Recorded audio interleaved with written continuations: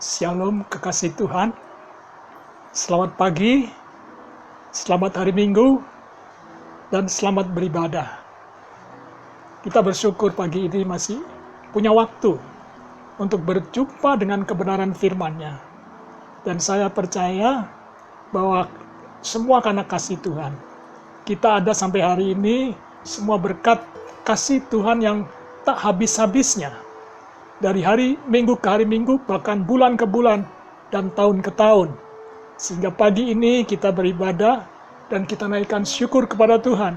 Segala puji, segala hormat bagi kemuliaan nama Tuhan. Dan saya percaya juga, pagi ini, saudara yang ada di rumah, saudara siap untuk mendengarkan firman Tuhan.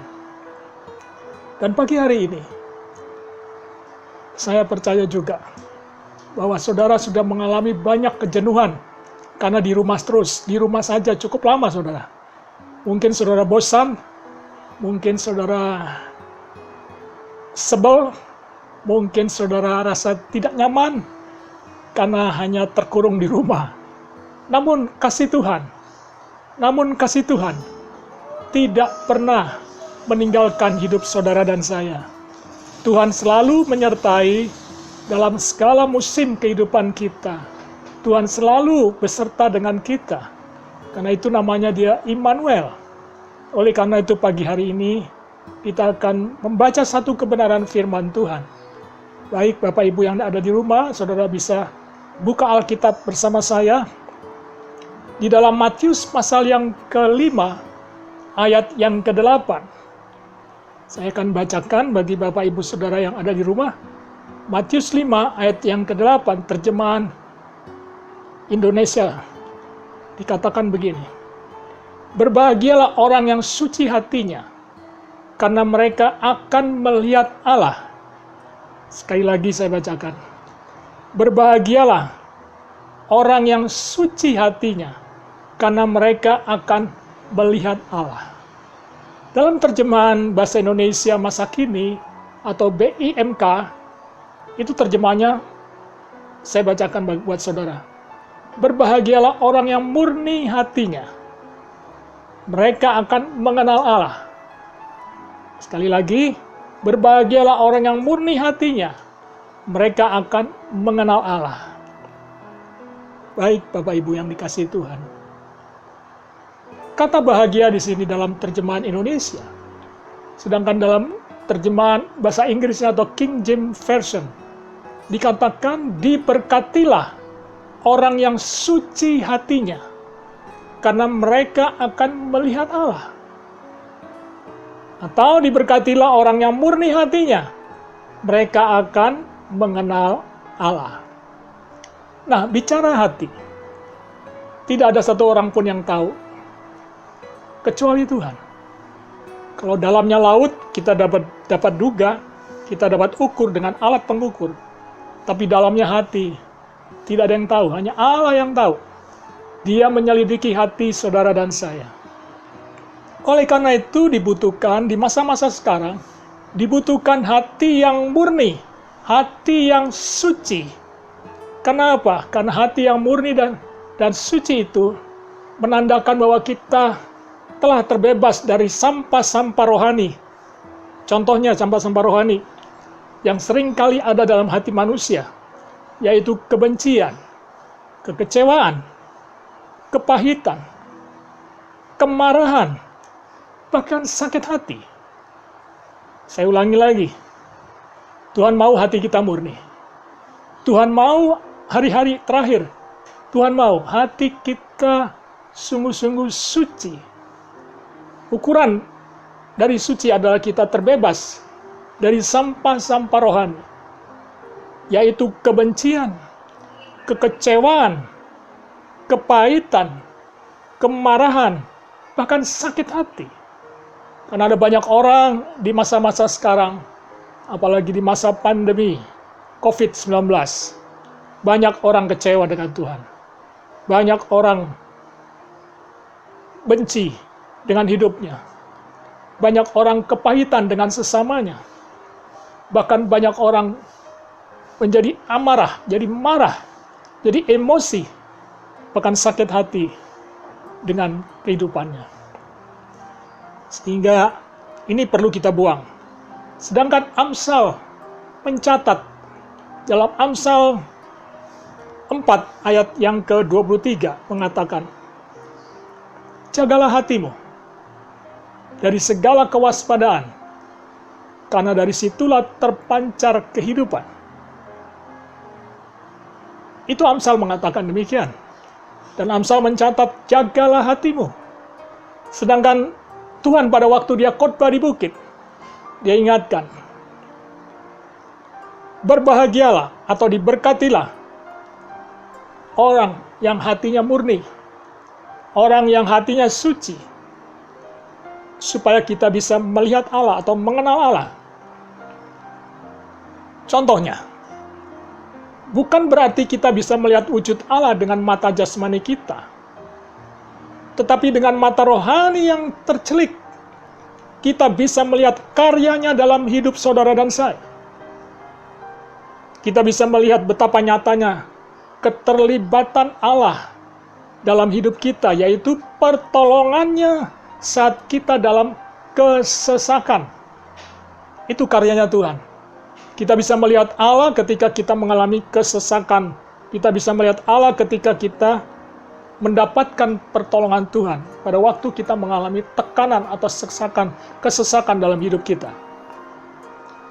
Berikutnya, seringkali kita mendapatkan perlindungannya ketika kita dalam bahaya. Jadi kita bisa melihat cara kerja atau karyanya Allah ketika kita mengalami masa atau dalam keadaan bahaya. Dia memberikan perlindungannya yang sempurna. Bahkan kita bisa melihat Allah, karena hati kita suci, hati kita murni, berkat-berkatnya tidak pernah habis.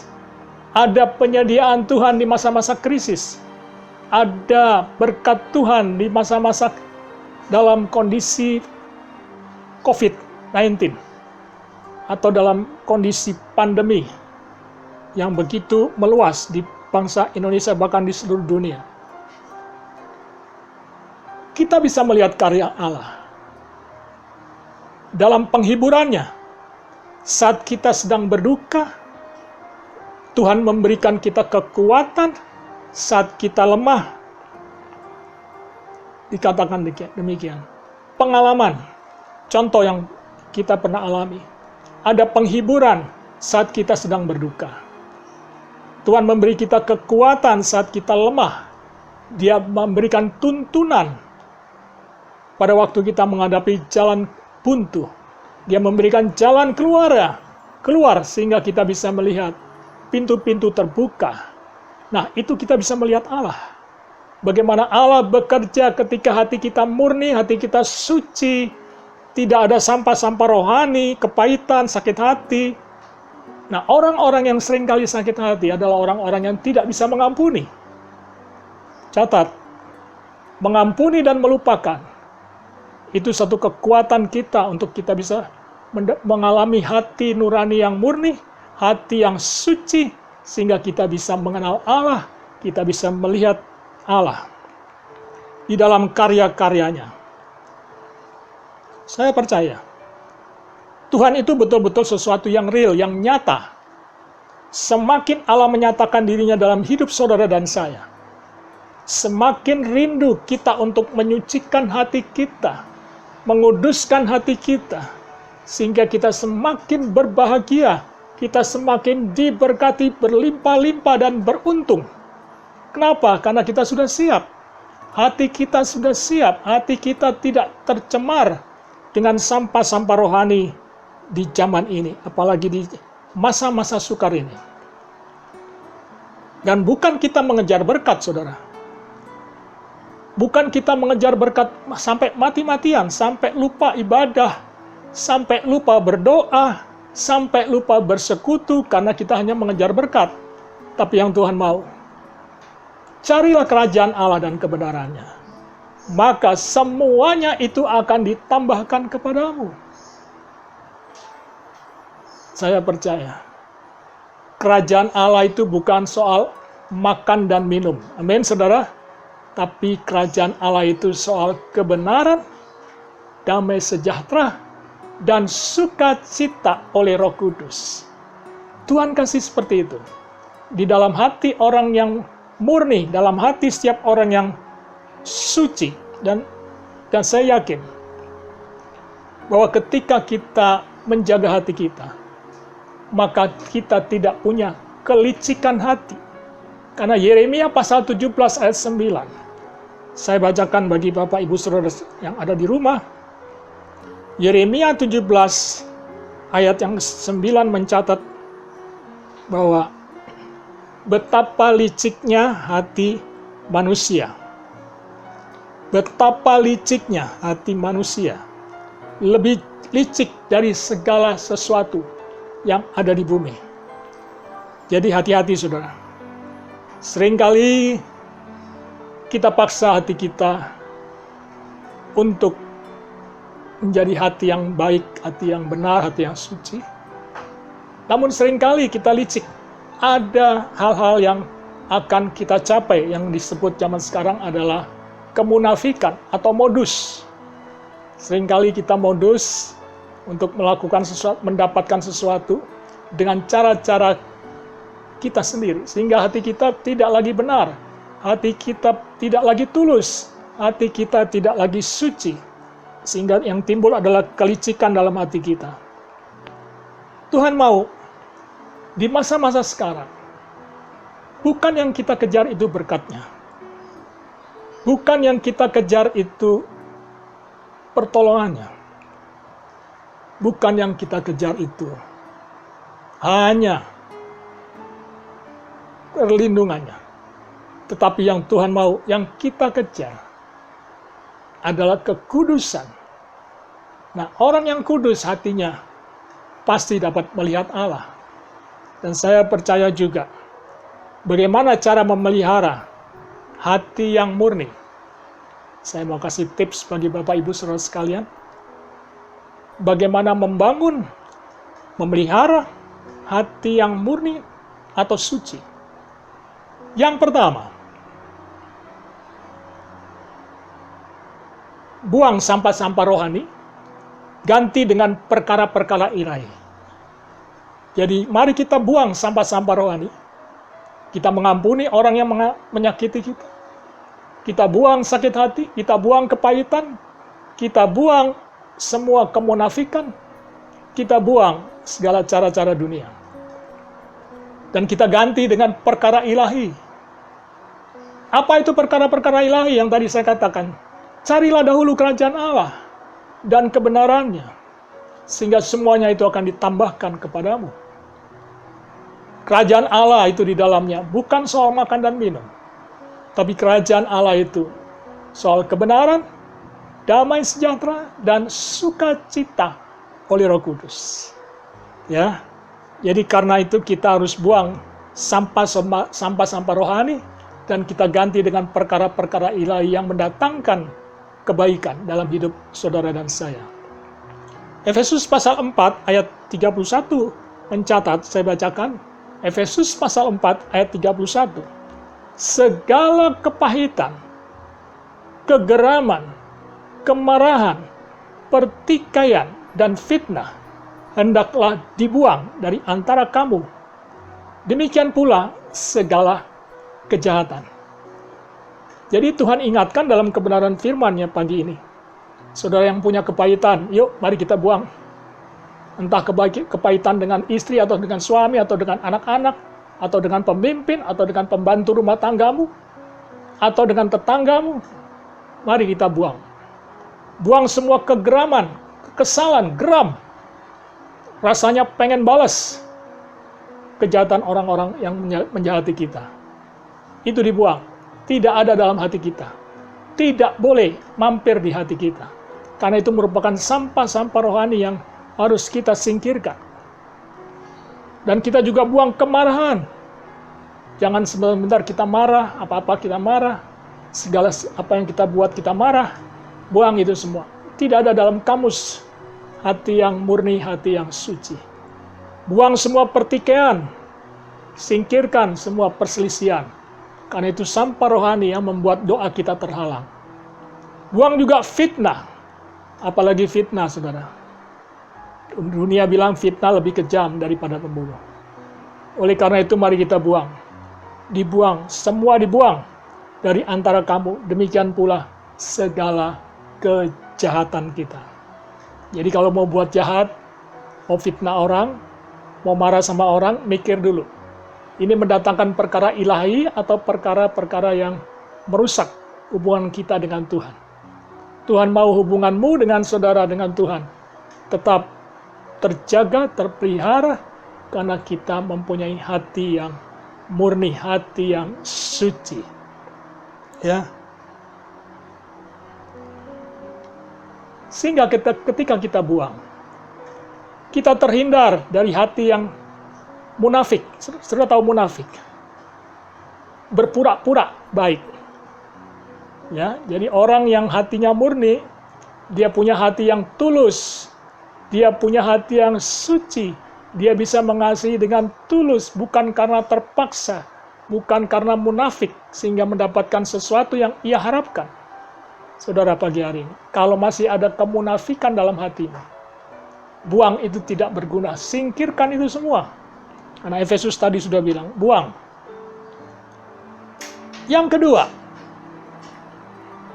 bagaimana kita bisa memelihara hati yang suci, hati yang murni?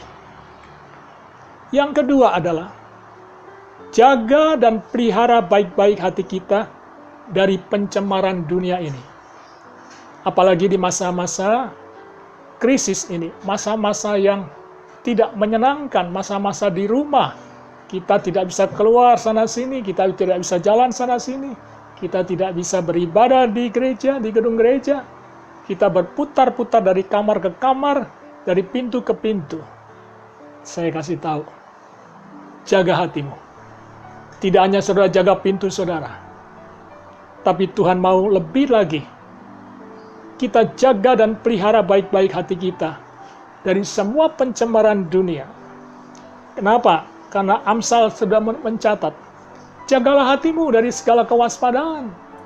Karena dari situlah terpancar kehidupan. Kalau saudara mau melihat kehidupan, hatimu dimulai dari hatimu. Jaga hatimu baik-baik, pelihara hatimu baik-baik. Ya, jangan dibiarkan hatimu dirusak oleh sampah-sampah rohani yang tidak membawa karya atau perkara rohani.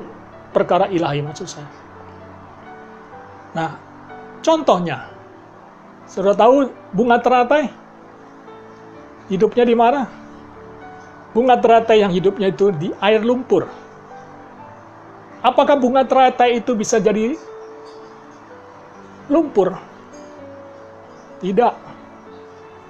Tapi bunga teratai itu dia akan muncul. Berbunga yang indah, sekalipun dia hidup di air yang lumpur. Demikian juga orang percaya. Sekalipun kita hidup di masa sukar, di masa diam di rumah, kita tidak stres, kita tidak lemah, namun kita tetap muncul sebagai terang Kristus di tengah-tengah dunia ini, dan menjadi garam, bisa menjadi berkat buat orang lain. Contoh yang kedua, bagaimana kita menjaga hati kita? Saudara ingat ikan di air laut yang asin. Apakah ikan itu otomatis menjadi asin? Tentu tidak. Ikannya tetap tawar dan manis. Ikannya tetap ikan, bukan ikan asin. Demikian juga dalam hidup kita. Kita hidup di dunia ini. Keadaan yang tidak menyenangkan, kondisi yang tidak menguntungkan. Banyak orang di PHK, banyak perusahaan-perusahaan tutup, tidak ada produksi.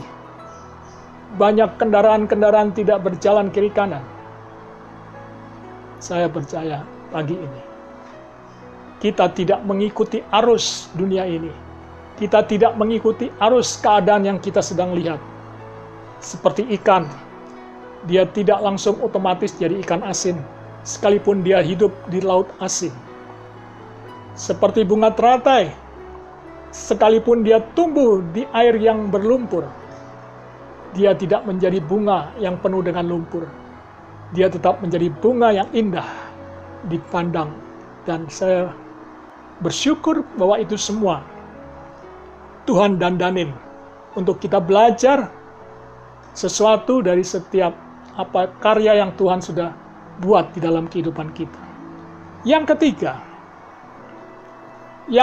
bagaimana kita bisa memelihara hati yang suci, hati yang murni di tengah-tengah masa pandemi COVID-19 ini? Yang ketiga, bangun hubunganmu dengan Tuhan, yaitu pelihara mezbah ibadah kita jangan sampai terputus.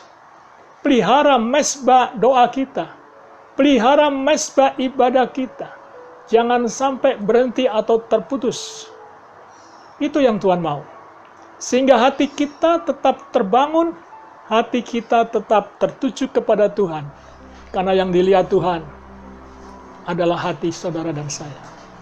Ketika dia melihat hati kita itu indah di pandangannya, maka semua janji Tuhan, pertolongan Tuhan, perlindungan Tuhan, penyertaan Tuhan, bahkan kesehatan kita, itu dijaga oleh Tuhan. Dan saya yakin bahwa pagi hari ini, Tuhan mau tetap kita menjaga persekutuan kita dengan Tuhan. Jangan sampai terputus, cuman gara-gara kondisi yang sedang krisis ekonomi, gara-gara kondisi yang tidak boleh keluar rumah, gara-gara kondisi harus pakai masker, dan lain sebagainya. Namun ibadah kita dengan Tuhan tetap jangan sampai terputus. Tetap lakukan dengan setia. Saya percaya juga berkat Allah yang melimpah dalam hidup saudara, baik itu berkat rohani maupun berkat jasmani, akan dicurahkan di dalam kehidupan rumah tangga Bapak, Ibu, Saudara sekalian. Jadi 3 hal ini, 3 hal tadi yang sudah saya sampaikan. Bagaimana kita bisa memelihara hati yang murni atau hati yang suci. Saya ulangi sekali lagi, buang semua sampah-sampah rohani, ganti dengan perkara-perkara ilahi yang mendatangkan kemuliaan Tuhan. Yang kedua, jaga dan pelihara baik-baik hati kita dari pencemaran dunia ini. Sekalipun kondisinya saat ini tidak menyenangkan, tetap kita berjaga-jaga, hati kita jaga, supaya kita bisa melihat Tuhan dalam karya-karyanya. Yang ketiga, bangun terus hubunganmu dengan Tuhan, yaitu dengan memelihara mezbah doa kita, sehingga mezbah ibadah kita tidak terputus atau berhenti cuman gara-gara pandemi COVID, tapi justru itu akan bertambah-tambah teguh, bertambah-tambah kuat, karena firman Tuhan katakan bahwa jerih payahmu di dalam Tuhan tidak akan sia-sia. Baik, Tuhan memberkati. Pada pagi hari ini, kita akan mengambil perjamuan kudus, dan tubuh dan darah Yesus kita akan mengucap syukur. Namun saya mau sampaikan satu ayat, sebagai ayat yang terakhir. Di dalam 1 Korintus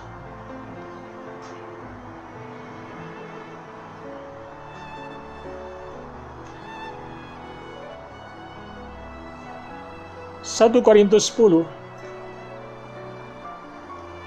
ayat yang ke-16. Kita akan ambil tubuh dan darah Yesus. Kita akan makan tubuh dan darah Yesus. Dan kita imani, kita yakin bahwa tubuh dan darahnya ini memberikan kita kekuatan, sehingga kita diperbaharui hati kita. Kita dipulihkan hati kita. Dan saya percaya juga pagi ini, Bapak, Ibu, Saudara yang ada di rumah, Saudara bisa pegang roti ini dan mengambil roti ini untuk kita siap memakannya bersama-sama. Alkitab mencatat, diawali dengan makan dan diakhiri juga dengan makan. Kenapa saya katakan demikian? Karena Alkitab mencatat, ketika manusia berdosa, diawali dengan makan buah terlarang di Taman Eden. Dan ketika Yesus makan bersama murid-muridnya dalam perjamuan malam pada waktu itu, mengakhiri semua perjalanan dosa manusia, sehingga siapa yang percaya tidak akan binasa. Dan saya percaya, segala sesuatu yang diawali dengan makan, Tuhan buat segala sesuatunya diakhiri juga dengan makan. Semua kutuk berakhir, dosa berakhir, kemiskinan berakhir, penderitaan berakhir. Tuhan beri kita kemenangan demi kemenangan. Mari angkat tubuh ini lebih tinggi dari kepala kita. Bukan kacauan pengucapan syukur yang atasnya kita ucapkan. Ucapkan syukur adalah persekutuan kita dengan darah Kristus. Bukankah roti yang kita pecah-pecahkan adalah persekutuan dengan tubuh Kristus? Dalam 1 Korintus 11, ayat yang ke-23, mengatakan, saya akan bacakan bagi Bapak Ibu saya sekalian. 1 Korintus 11, ayat 23.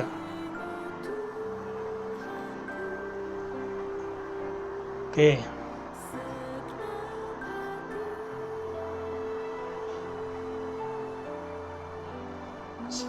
Sebab apa yang telah kuteruskan kepadamu, telah aku terima dari Tuhan, yaitu bahwa Tuhan Yesus, pada malam waktu ia diserahkan mengambil roti, dan sesudah itu ia mengucap syukur atasnya.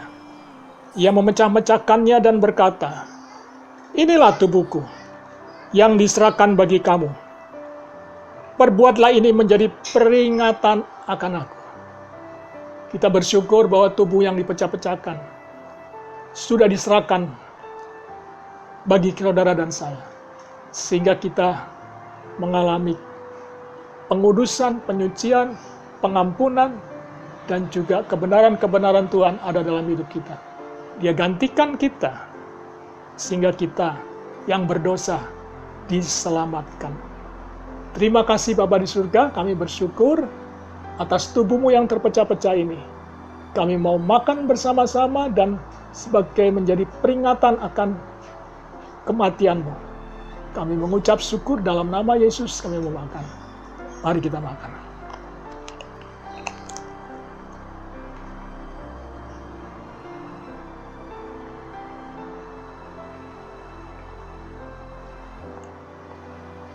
Demikian juga ia mengambil cawan sesudah makan, lalu berkata, cawan ini adalah perjanjian baru yang dimeteraikan oleh darahku. Perbuatlah ini setiap kali kamu meminumnya menjadi peringatan akan aku.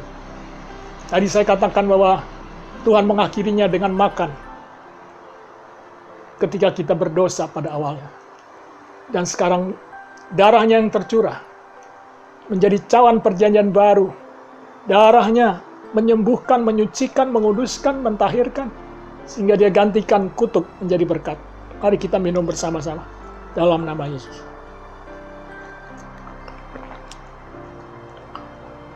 Haleluya.